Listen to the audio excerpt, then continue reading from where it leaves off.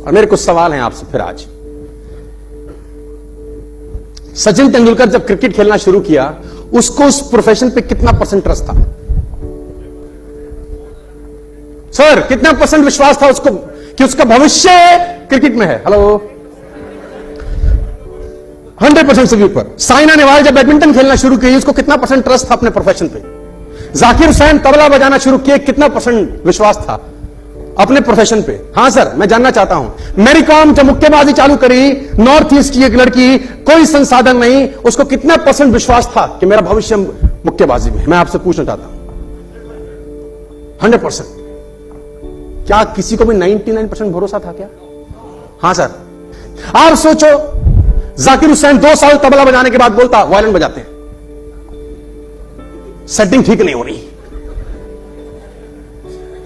सोचो, 2 साल तबला बजाने के बाद बोलता वायलिन बजाते हैं। साइना नेहवाल बोलती 2 साल के बाद बैडमिंटन खेलने के बाद, चलो मुक्केबाजी करते हैं, मजा नहीं आ रहा।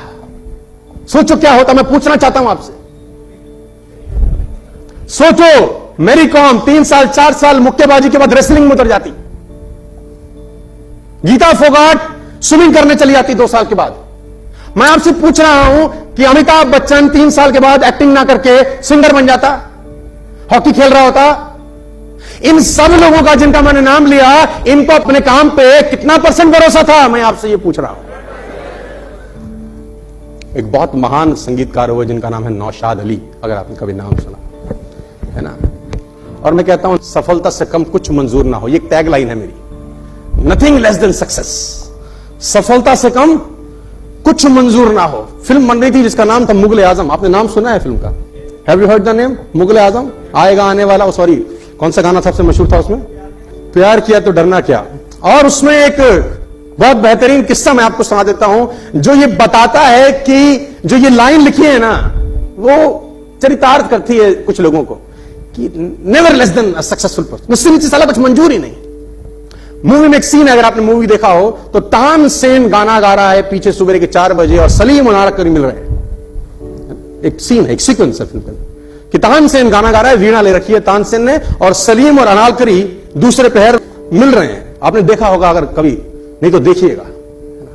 अब वो सीक्वेंस है कि आसिफ जो डायरेक्टर थे मुगल आजम के, उसने नौशाद साहब से बोला कि तानसेन अगर गाना गाए तो आज के युग में कौन ऐसा व्यक्ति है जो तानसेन के मुकाबले का टक्कर का गाना गाता हो, क्योंकि वैसा ही आदमी चाहता हूं मैं कि गाए बैकग्राउंड में, तभी तो वो फील आएगा। वैसा आदमी कौन है? तो उसने बोला वैसा एक आदमी तो है, लेकिन वो पिक्चरों के लिए गाना नहीं गाते, बड़ी तकलीफ है। उसने बोला नाम बताओ। उस्ताद बड़े गुलाम अली खान नाम बताया नौशाद साहब ने। कि आसिफ ने बोला कहां रहते हैं? बोले यहां रहते हैं फलानी जगह। बोला मुझे लेके चलो। उसने बोला तू पागल है, वो गाना नहीं गाते पिक्चरों के लिए, वो अपना मस्ती में रहते हैं। उसने बोला मेरे को ले चलो ना बस। तो क्या आसिफ और नौशाद साहब पहुंच गए बड़े गुलाम अली खान साहब के पास। सफलता से कुछ कम मंजूर नहीं है साहब कुछ लोगों को। पहुंचे तो अंदर घुसे। नौशाद साहब जानते थे उनको, परिचय हुआ कि नौशाद साहब कैसे आना हुआ। बोले इनका नाम के आसिफ है, ये मुगल आजम बना रहे हैं और चाहते हैं कि इनकी पिक्चर में आप गाना गाएं। उन्होंने बोला नौशाद साहब आपको पता है कि मैं फिल्मों के लिए गाना नहीं गाता। उन्होंने बोला मैंने इसको कहा, ये मानता नहीं, मुझे ले आया जबरदस्ती। उसने बोला आसिफ साहब मैं पिक्चरों के लिए गाना नहीं गाता। तो आसिफ साहब सिगार पीते थे, बोले सिगार का कश मार रहे हैं, गाना तो आप ही गाएंगे। तो उसमें बड़ा बदतमीज आदमी है, मैं पिक्चरों के लिए गाना नहीं गाता, गाना तो आप ही गाएंगे। तो नौशाद साहब को बोला बड़े गुलाम अली खान ने सेट कर दूं उसको। तो नौशाद साहब ने बोला सर हमसे तो हो ना रहा है ये सेट, हमको तो दूर तक ले आया। तो बोला आसिफ साहब आओ कमरे में बैठेंगे। नौशाद साहब आप रुकिए। उस जमाने में एक गायक को 500 रुपए एक महीने का मिलता था। तो क्या आसिफ साहब को गुलाम अली खान ने बोला गाना गा लूंगा, 50,000 रुपए लूंगा एक गाना गाने का, 50,000 रुपए लूंगा एक गाना गाने का। कहते हैं कि आसिफ ने कुर्ता पहन रखा था, जेब में हाथ डाला, 10,000 का बंडल रखा, गाना तो आप ही गाएंगे, ये 10,000 एडवांस, गाना आप ही गाएंगे। 50,000 में फिल्म बन बनती थी इस जमाने में, क्योंकि खोपड़ी में एक बात फिट हो गई थी कि बेस्ट से कॉम्प्रोमाइज नहीं कर सकते यार, हम बेस्ट से कॉम्प्रोमाइज नहीं कर सकते यार। 70 साल के बाद आज हम उस फिल्म के बारे में बात कर रहे हैं। 70 साल के बाद, 16 साल उस पागल आदमी को पिक्चर बनाने में लग गए। 16 साल आपने कल्पना करी, एक आदमी डेडिकेटेड होकर लगा रहा है एक ही प्रोजेक्ट के ऊपर। 16 साल, टेक्निक भी नहीं थी, रिसोर्सेज भी नहीं थे, लेकिन एक बात थी, सफलता से कम। और साला जब बनी तो फिर आपको पता है कि क्या हुआ है।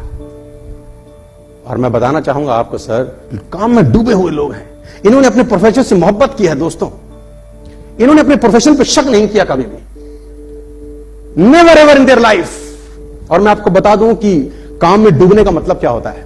मैं पढ़ता था उस आदमी की जीवनी जिसका नाम था नौशाद अली, जिन्होंने म्यूजिक दिया मुगल आजम। तो जीवनी में लिखा था कि नौशाद साहब की ये फिंगर के बीच का जो रास्ता होता है, ये फिंगर के बीच का जो रास्ता होता है और ये फिंगर के बीच का जो रास्ता होता है, ये सारी जगह जली हुई है, ये सारा जला हुआ है। क्यों जला है? सिगार पी रहे हैं और बैठ के सोच रहे हैं, और सिगार जलते जलते जलते जलते जलते जलते उंगली को जला के बुझ गया, लेकिन ध्यान जहां पर लगाया साला ध्यान नहीं हटा वहां से।